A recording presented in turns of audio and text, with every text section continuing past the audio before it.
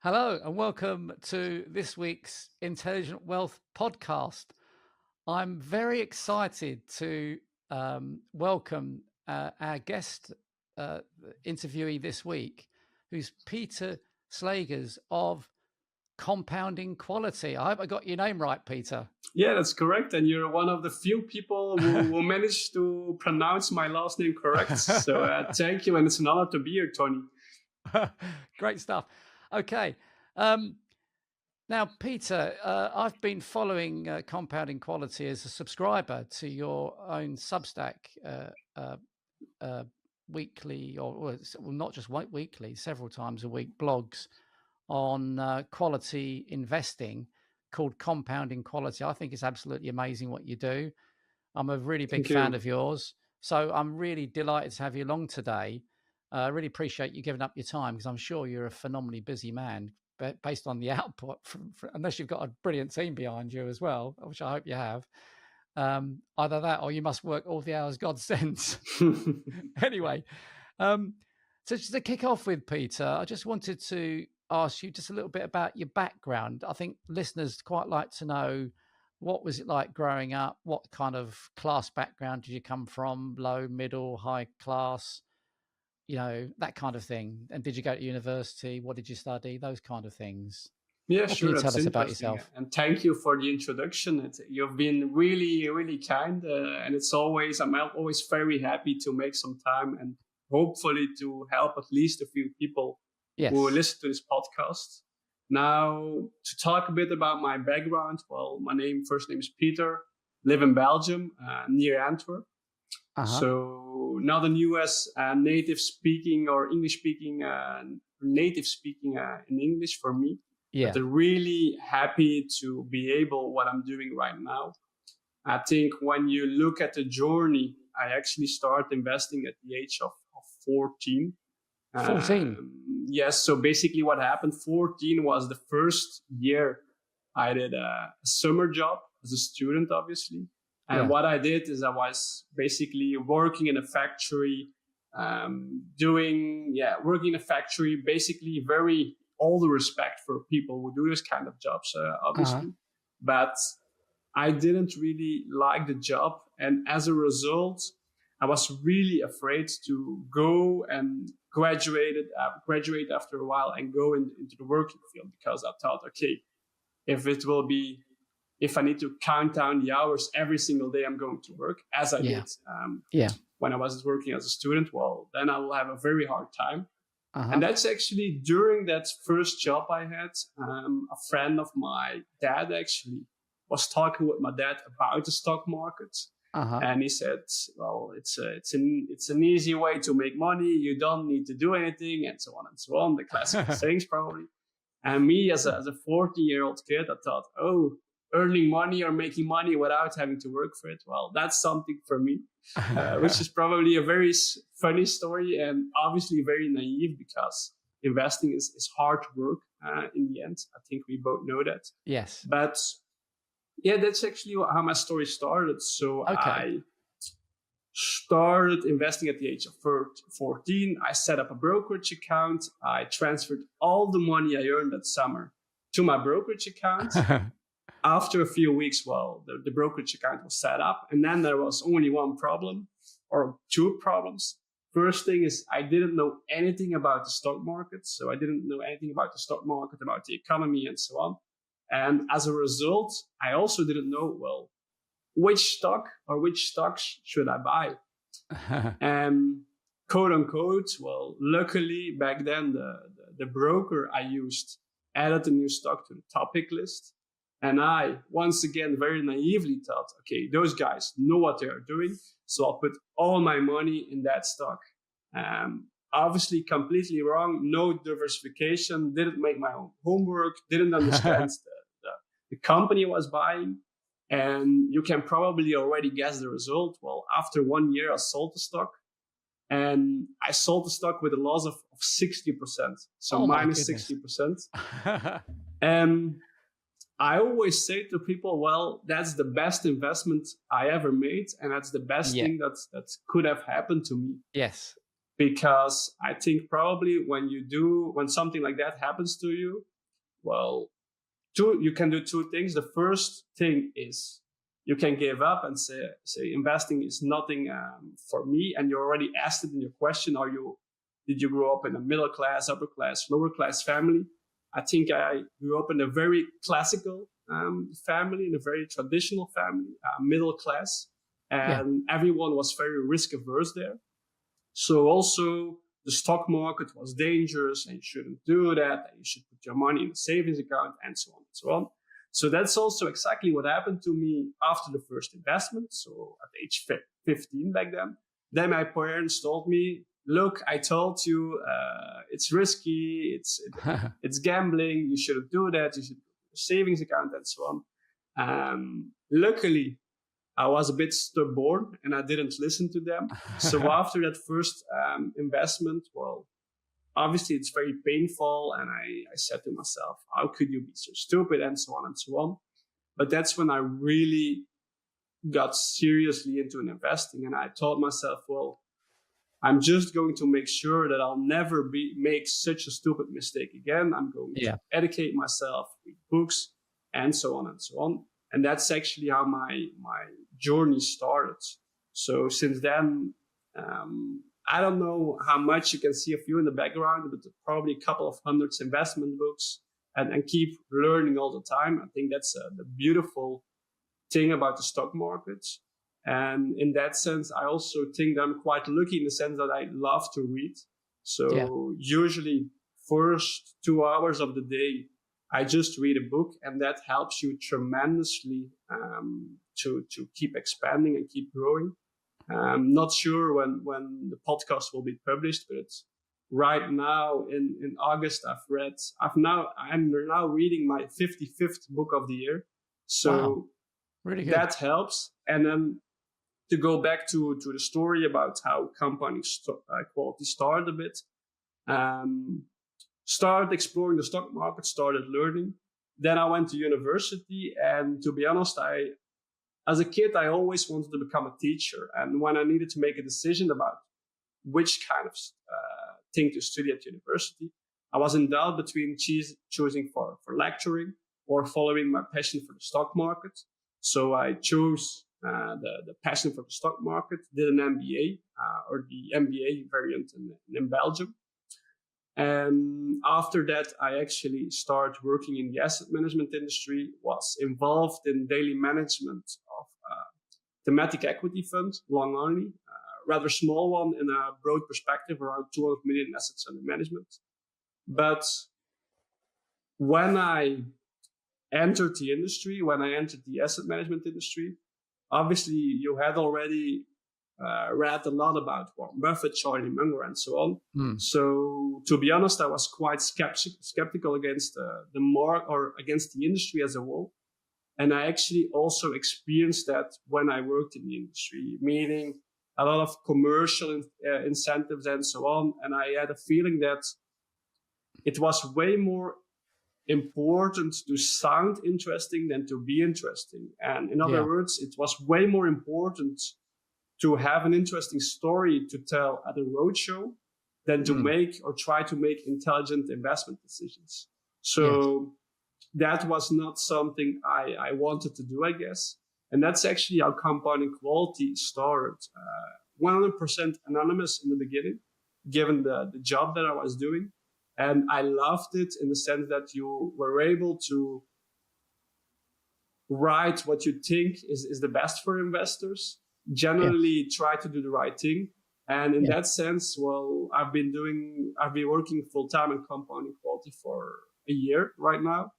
And I love it. And I always say, well, today I'm living my best life and combining the best of both worlds, in the sense that you followed your passion for the stock market and you followed the stock market 24/7. And on the other hand, I also see myself a bit as a teacher, as you try to help other people to make better investment decisions. And that's something that truly drives me. And just also one thing I took away from the industry then is to honesty and integrity is very important. And we all know Charlie Munger, well, show me the incentive and I'll show you the outcome. I think that's a huge problem in the asset management industry in general. So that's what you try to do differently with compounding quality, to try and generally do the right thing. Put your money where your mouth is, so people can, for example, see the portfolio and all my investable assets are in there. I think it's very, very important to have skin in the game, and that's the case for companies you invest in, but also for yourself. And that's what I think that's in brief the story of compounding quality so far. That's really good philosophy. What I'm interested to know, Pieter, is why you decided to go for this subscription model rather than create a fund yourself. Because I suspect, I could be wrong, I suspect you could personally make far more money out of running a very successful fund than from your current model. Although I do admire your model, and I'm sure it's a very good model, and it'll be very good business for years to come. I don't intend to ever give up my subscription, because you add an awful lot of value. I find an awful lot of value, far more than I ever pay in the subscription. So what made you go down that route? Was it because of your belief in this honesty and doing the right thing and having skin in the game, or what? Yeah, obviously, I believe you do, Tony. I think you can have a fund and work in the industry in an honest and integer, or in an honest way in general. I think regarding the subscription base, I think it was a good first good step to take for myself and for compounding quality. And I'm really happy that you're able to help other people right now. So right now there are almost 290,000 people on the list, so people who read the emails. But also, when I'm completely honest against you, and I actually had the discussion a few hours before we are talking right now, I think the next step also for compounding quality should indeed be to launch an equity fund. Once again, integrity, honesty. When you would do something like that, I think for me personally, I would like to structure it via the Buffett partnership structure. Yes. So no cure, no pay. So when there's no performance, you don't need to, there's no fee, basically. From a business perspective, you will probably make less money out of that. But I think it's the honest way to do. And obviously, administration, regulation, and so on, it's a tough thing in the industry. Yes. So that's also why, for me personally, I thought it was a good idea to take the first step and do a newsletter. And then the next step to take will probably be a fund. But I don't want to hurry things and do everything one step at a time. So launching a fund won't be for this year, for example. It will be a plan to look into it in the next 3 years, I think. Yeah. When you were being anonymous, which you had to be when you launched Compounding Quality, because you already had a job working for someone else, so you couldn't reveal your identity. And I did tease you a few times about that, which is quite fun. But unfortunately, you got to the stage, because you were using this Warren Buffett image, that I gather that Berkshire Hathaway's lawyers contacted you and asked you to remove Warren Buffett's image. Correct. Which I thought was quite amusing. But true to form, Warren Buffett, the lawyers are actually quite friendly, you said. Yeah, exactly. What can you tell us about that?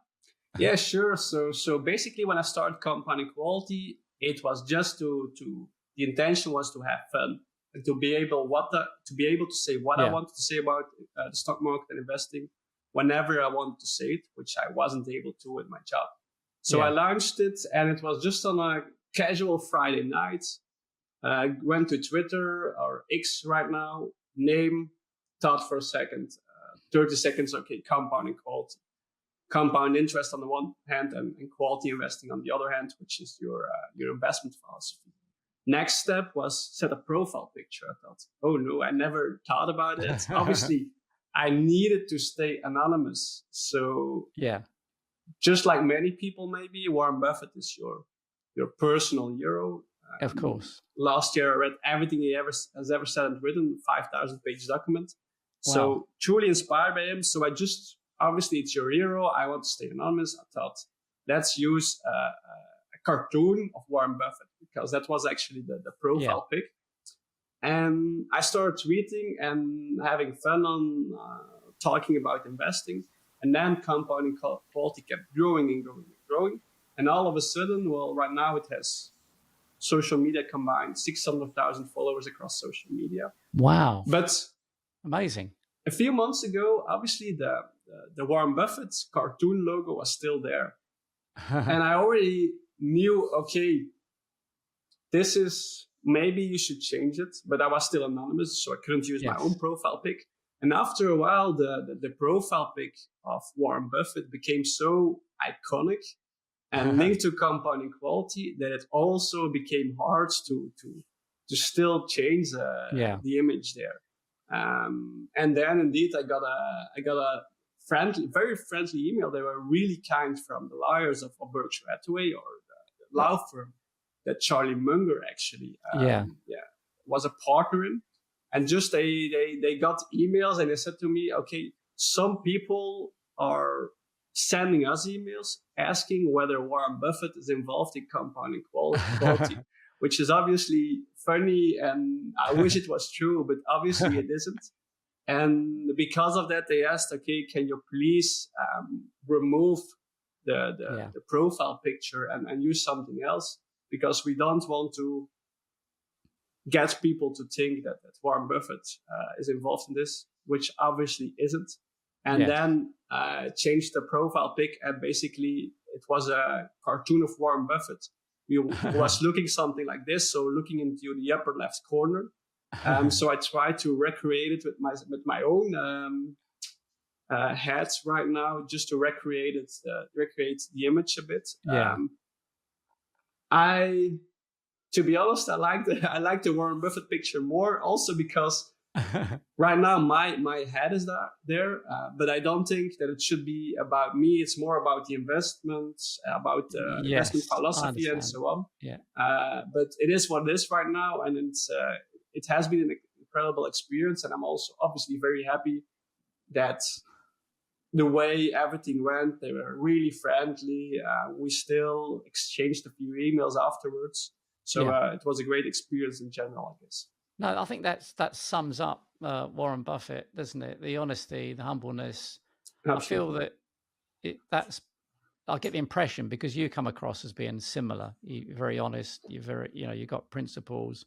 You want to do the right thing, and that really struck me when I went to the shareholders meeting in Omaha, which you go to every year, don't you? I think. Yeah, exactly. And his humbleness is just incredible, really. His humility, rather, is just incredible. So I just like that. I think it's just a good way to live your life. Yeah, exactly. And it's also, it inspires. So, for example, Warren Buffett inspires other people to be the same way. So he created a lot of wealth for a lot of people. And on the other side, he also inspired many people to just live a very humble and kind and live in a kind way. So that's amazing. Because unfortunately, the fund management industry, it doesn't cover itself in glory, really. I get the impression that there's two. The problem is that there's these two incentives. There's this conflict of interest for fund managers. Most of them are publicly quoted, so they've got two customers to serve. They've got the investors and they've got the shareholders, and the shareholders always win. Whereas there are a few notable exceptions to that, like Vanguard, and in the UK we've got Baillie Gifford. Vanguard's a mutual organisation, and Baillie Gifford is a Scottish partnership. You're talking about a partnership, and I quite like that, because the focus then is on getting great returns rather than just simply accumulating assets under management. Because if you can focus on the great returns, the funds under management will just happen anyway. But unfortunately, it's around the wrong way. Back to Charlie Munger's incentives, isn't it? Incentives are all wrong, unfortunately. Maybe that's why I thought that's why you had the subscription model, because you had the same kind of that's also, I got a lot of remarks from friends, family, people in the industry and so on, who said to me, well, for example, with compounding quality, I'm showing my portfolio with 100% transparency, and I also say all my money is in there. And a lot of people said to me, you shouldn't do that. You should just give a buy, hold, and sell list or something like that, because we all know that every active strategy from time to time will have tough times and will underperform the market for a while. And when you show your portfolio, people can see that. They might see, oh, he's not as good as I thought he was, or he's not able to outperform the market, and so on. But to me, it was really important to show the portfolio. Why? I'm running a newsletter. I'm running a subscription-based business model. There is a fee to look at the portfolio and so on. And when in the very long term, because obviously a track record of at least 5 years, preferably even 10 years, when you're not able to do better than the market, well, my opinion was in that case, you have no right to ask money for that, to ask a subscription fee for that. And you could better go fishing or playing golf or whatever. So once again, I think it is the most proper or most fair way to run the business. Same for the fund. I think the Buffett partnership structure, no cure, no pay, is also a beautiful I agree. business model. Yeah, totally agree. I think it's the right way to do it, definitely. May I ask you, Pieter, it's not just you, is it? You must have a team, presumably. Either that or you work 168 hours a week. The funny thing is, until 2 weeks ago, it was just me. And wow. I actually was, I don't know, I'm having fun. So you do what you love to do, but probably working 70, maybe 80 hours a week. It's a lot, So it has been so much fun, and I'm truly enjoying this. Yes. And 2 weeks ago, someone joined the team to help me assist with preparing investment cases, analyze the results, or the earnings call transcripts of some companies. So it's interesting to have him on board, and it also helps. I could maybe be seen as a bit of a traditional value. I'm investing in quality stocks, but I have a bit of a value investing mindset in the sense that I lived in quite a frugal way in some way, and I always thought I have some problems to spend money. I don't want to spend a lot of money. I want to invest as much as possible. So when I would hire someone that costs money, it's money I can invest and so on. So for me, this has also been a learning experience. Yes. And obviously, you need to work with a team. You need to have great people on board. And that also gives room and also gives opportunities for other projects, like the fund example, launching an equity fund, for example. So I think it has been amazing. I'm really happy that someone joined. And let's see how everything will evolve in the future. Yeah, you can't do everything yourself. You eventually have to delegate, but just always make sure you only recruit fantastic staff. Absolutely. You know, I think it's the old saying, isn't it? Recruit, attitude, teach skill. You know, that's always been my philosophy. That it does pay off, because when you think about it, the companies you're investing in, the great companies have got great employees, haven't they? Because that's what you're investing in, really, aren't you? You're investing in people. Absolutely. Really, because that's what companies are. They're people, aren't they? And most talented people will give you the greatest results. So pretty important. Of course, that's one of the things you do take into account, isn't it, when you assessing companies? Yeah, absolutely. Glassdoor, I think. Do you use Glassdoor? Sometimes just to look at Glassdoor, indeed, the employee ratings, and like 70 to 80% is invested in owner-operator stocks. So companies where I love that idea. The founder is still involved, or family companies. And I think the same goes for employees. I think definitely for hiring the first employees, it's almost like marriage, and it will be so important also when under a situation where a team will grow. When you hire an A player, they will be good, and when he needs to hire someone, also you can make sure that it will be good. But when you hire a B player, maybe the B player will hire a C player, and the C player will hire a D player. Yeah. So I also heard from a lot of people, the first person or the first few persons you hire, it's such an important decision. Once again, they're probably inspired by Warren Buffett, Charlie Munger. Integrity is the most important thing. And like you said, hire for attitude, and skills can be learned. I think that's exactly true. Yeah. I couldn't agree more. And also the other thing I find, Peter, is that too often these large companies just keep employing more and more people. But Warren Buffett, I read a biography of his about 10, 15 years ago. And at the time, he was only employing 10 people. And I thought, this is one of the richest men in the world. And it just goes to show, if you employ 10 quality people, it's probably better than employing 100 very average people. Exactly. You don't need to have lots of numbers. Small teams, but quality teams seem to be the answer. I was going to ask you what I usually ask my guests: what are your interests outside of work? But it sounds to me that your main interest is your work. You love what you do. I mean, do you get time for hobbies? Do you get time to do things? Do you have any spare time? Yeah, sure. So obviously, reading is a hobby, which definitely helps as an investor. And for the rest, I really love I love sports in general. So that's good. It has been a while. I think 2 years ago, I ran my first marathon. Excellent. So that was amazing. I also like to ride from a bicycle. So cycling. So you run and you bike. That's your exactly. main physical sports. Exactly. Do you mind me asking, what was your time in your marathon? Did you do well? It's a dangerous one. I trained quite well for 3:30, and I end up with 3:57. And for people, 3:57. Yeah, that's still good. I mean, believe it or not, Peter, I ran 46 marathons from my early 40s, and I'm now in my mid 60s. I haven't run a marathon for 7 or 8 years. I've given up marathons because I sustained an injury. But my fastest ever time was 4 hours, 10 minutes. So I admire if you broke 4 hours. Oh, really? That's still a great achievement. I made a very classical mistake in the sense that my trainings went really well. I was ready to do the 3:30.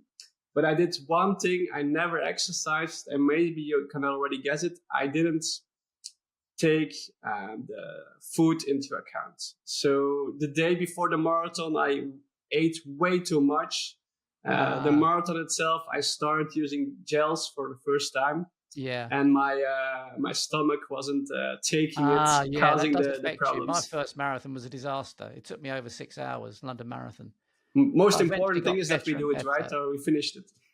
Yeah, but anything under 4 hours gets my respect. That really does. But 3 hours 15, you're an elite runner as a male. 3 hours 15 for a marathon, you're an elite runner. So I'm sure you could do it one day. Yeah, running that many marathons as you did, that earns my respect. So kudos to you. I did a lot of very interesting ones.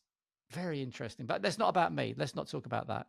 I'm just going to ask you something. It's a bit personal, but it's not insulting. Do you have time for a relationship? Do you have children, a family, or not? I have I'm 27, about to turn 28, so probably still relatively quite young still. Yeah. I have a relationship, a healthy relationship, I guess. No kids, which obviously definitely helps. Yeah. To work these kind of hours. True. Yeah. So everything is going fine, but also with 100% transparency, finding a good work-life balance is something that's definitely difficult, and maybe the thing I'm struggling the most with right now, just because you love what you do. But some people will probably have read, for example, the 7 habits of highly effective people. I think habit 2 is start with the end in mind. Well, what matters the most at the end of your life, when you're 80 years old, and hopefully we can all turn 80 years old, is just your family, your friends, how much love you receive, how much love you give. That's true. So I think that's something that's really important to keep in the back of your mind, and to not neglect the things in life that actually matter the most in the end. True, it's very true. But I do relate to you, because even though I'm in my mid 60s now, I still work quite a lot of hours, and I do not just work in financial planning and fund management, but also I do a lot of reading, but I do a lot of writing as well, and podcasts and videos and blogs. I just enjoy it, because I find the more you educate others, the more you learn. There's a saying, isn't there, about teachers? Teachers, you learn by teaching, isn't there? You learn more by teaching. Absolutely. And I think that it's very enriching. Being a fund manager, I didn't realize it's so enriching because it's not just about analyzing stocks, is it? You have to learn so much about the world that it's perpetually fascinating to me and to you, that you're always going to be a learning machine, and it just complements, reading and studying. It just complements it all, doesn't it, really? It helps you get there. So can I ask you, I was going to tease you about this, your friend, is it Luke Kreutzer? Yeah, Luke Kreutzer, indeed. Mm-hmm. Yeah, I know I've teased you about not about your anonymity before, but is Luke Kreutzer actually a person, or is it your alter ego? No, Luke Kreutzer is actually a person, and he's a great friend. And I always laugh with it. And that's we published The Art of Quality Investing, the book, 3 months ago right now. Yeah. I always laugh with him in the sense that I say, well, what Graham is to Warren Buffett, you are to me. And yes, obviously Graham and Buffett, they are playing on a way higher level than we are, but just to get a comparison there, in the sense that Luke taught me in the beginning a lot about quality investing. And maybe that's interesting to get some background. Basically, when I was graduating at university and went to work in the asset management industry, I suffered, like many people probably, from home biases. Meaning that actually the majority of my portfolio was invested in Belgian stocks, in my case, which is not a good idea at all, but because there aren't that many good Belgian stocks. But when I joined the industry, contractually, I wasn't allowed to own any Belgian company anymore. The reason for that is that those are rather small companies, the liquidity is low. So what we could do with the funds is front run or influence the stock prices.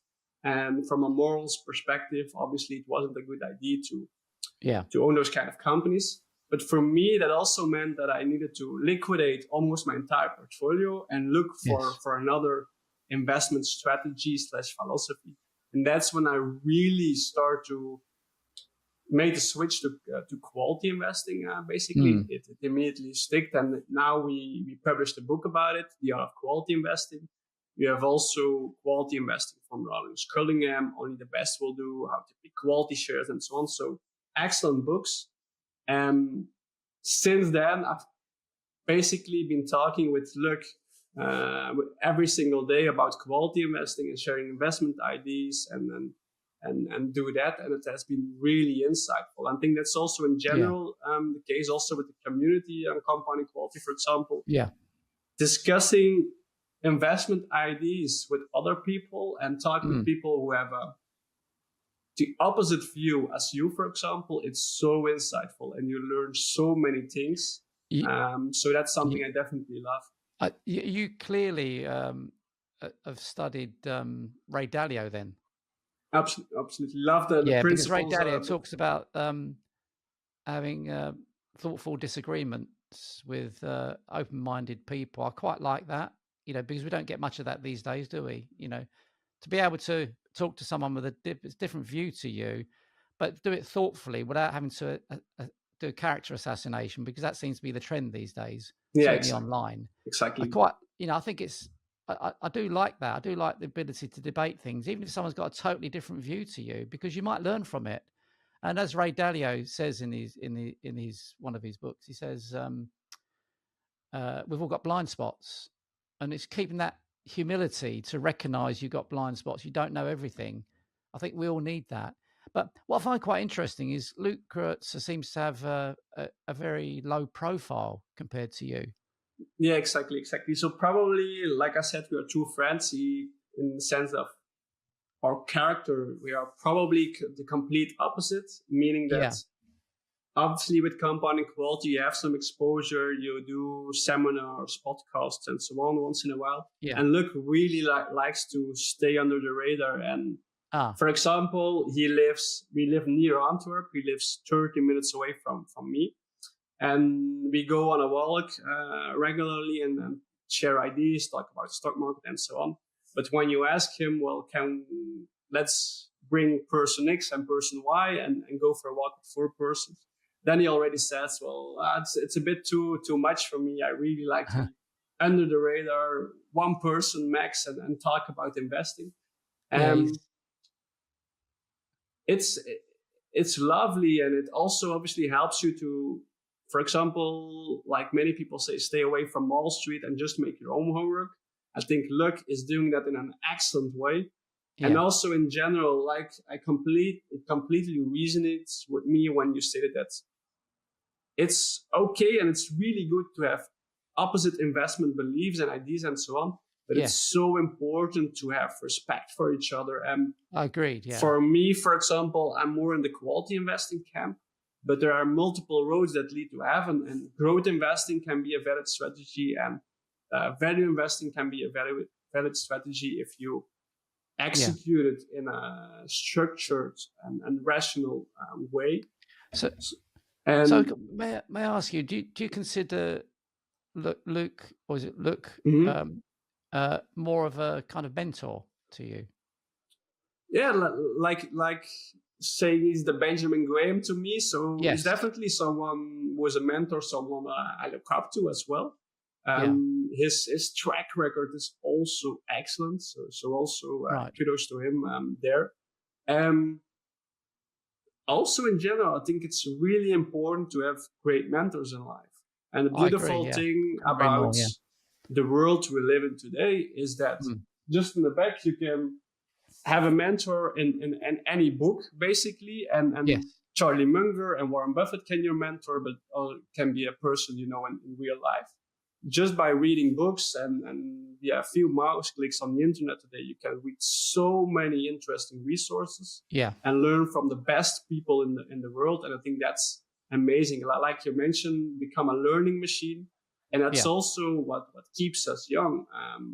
I don't think it will be any different when you're 70 years old or 80 years old.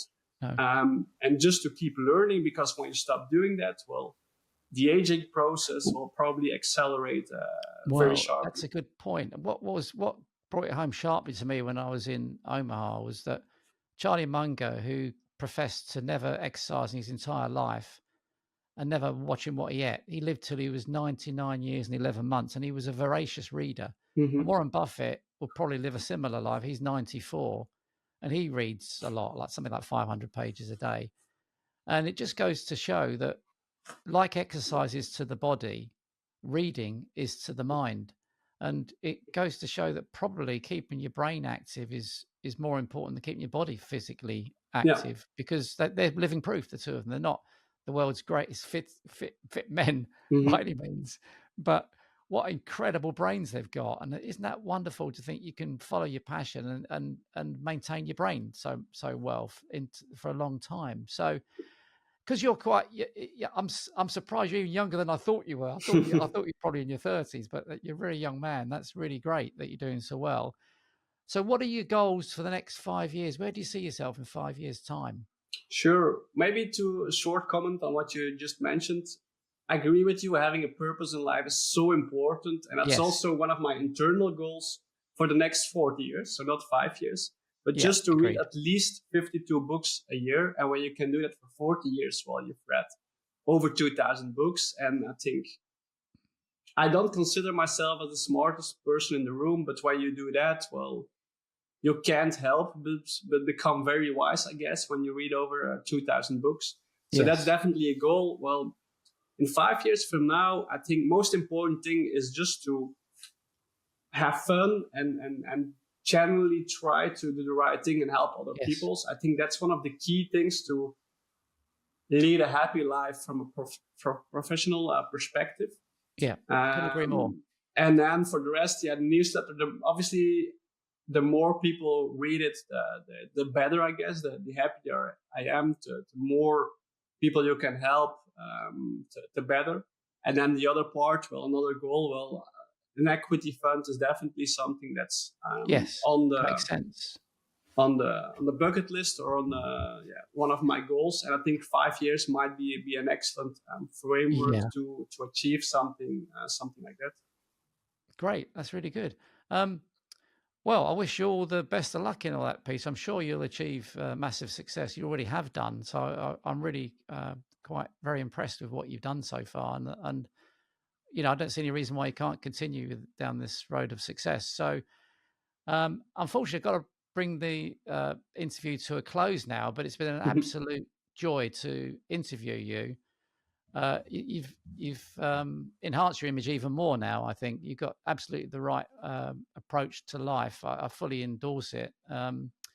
And I think you're set to have a very successful career going forward. So all I can say is thank you for your time today. The other was all mine. And I really look forward to meeting you one day. I'm sure we will. Absolutely. Let's make it happen in Omaha next year, hopefully. And that Warren Buffett is still there. And for the rest, maybe if you come to Belgium, to London, or I come to Antwerp, we'll meet up. I'm sure we will. Absolutely. Anyway, perfect. Thanks for your time. I really appreciate you. You're a busy man. And have a great day. And see you soon. Thank you for joining us today. Please help us spread the word by sharing this podcast with your family and friends. And don't forget to subscribe.